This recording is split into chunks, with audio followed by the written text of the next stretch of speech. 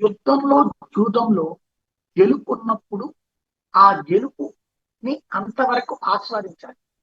ఓటమి ఆరంభం కాగానే తప్పుకోవాలి. అలా కాకుండా ఈ ఆటలో గెలుస్తాంలే, మళ్ళీ ఇంకొక ఆటలో గెలుస్తాంలే అని ₹1,00,000 సంపాదించినోడు 2,00,000 నాశనం చేసుకుంటాడు జూదంలో.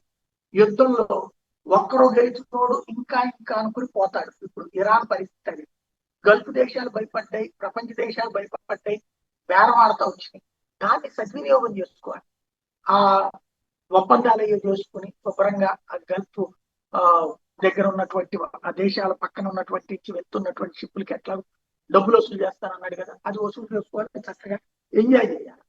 హార్ముజ్ జలసంధితం. అదే సందర్భంలో అమెరికాతో ఎక్కువ గొడవ పెట్టుకోకూడదు. ఎందుకంటే అమెరికాని బీయించగలిగిన సత్తా ఇరాన్ ఉంటుందా? అమెరికా గెలవకపోవచ్చు, కానీ ఇరాన్ గెలవదు. ఇది క్లియర్. అమెరికా గ్రౌండ్ లోకి వచ్చి పరిపాలించాలనుకోదు. ఇరాన్ ఎట్లయితే బహ్రెయిన్ పరిపాలిద్దాం, గల్ఫ్ దేశాలను పరిపాలిద్దాం అనుకుంటుందో అట్లాగా అమెరికా ఆలోచనలు. ఇది మనం గుర్తుపెట్టుకోవాల్సినటువంటి అంశం. ఇరాన్ గత కొన్ని రోజులలో చూసుకుంటే ఆర్థికంగా నష్టపోయింది, ఆయుధ పరంగా నష్టపోయింది, సైనిక పరంగా నష్టపోయింది.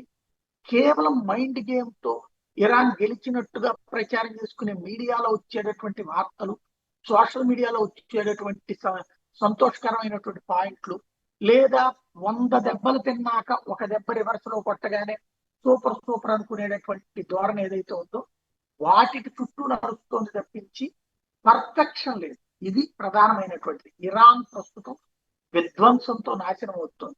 మళ్ళీ కోలుకోవడానికి 40-50 ఏళ్ళు పట్టచ్చు.